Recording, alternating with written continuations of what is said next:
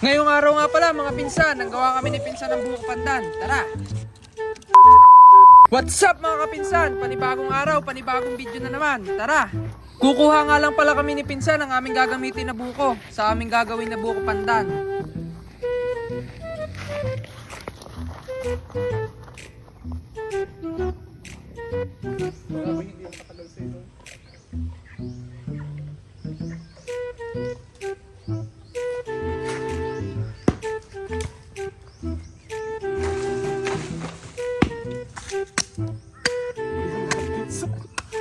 Niyog na!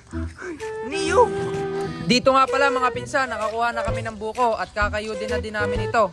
At syempre, bak na din ito. Madami-dami na din ang aming nakakayod mga pinsan.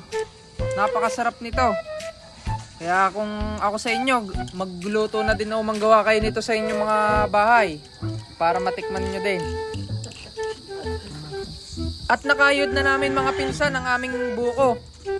At dito, gagayatin lang namin ipinsa ng gelatin sa small pieces. Yes, English. Matapos namin itong gayatin ng maliliit, amin naman itong pagsasamahin at hahaluin para ilagay naman yung aming mga ingredients na kailangan para sumarap ang ating buko pandan.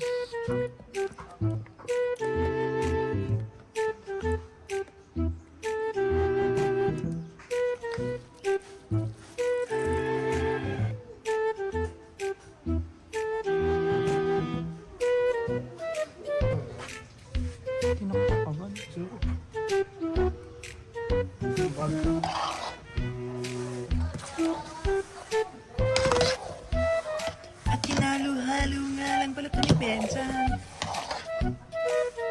At ginayat nga lang pala ni Pinsan dito ang cheese na aming gagamitin para magtimbang ang tamis at alat.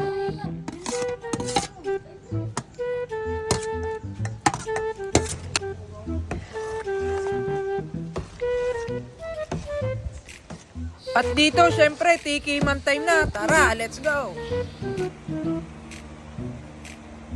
Yummy? Yummy?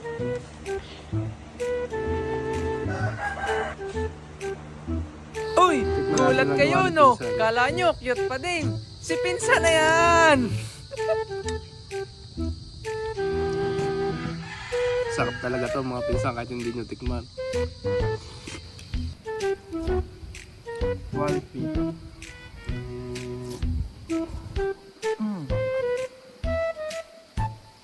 Ang sarap. Parang mga unggoy naman dito, ah.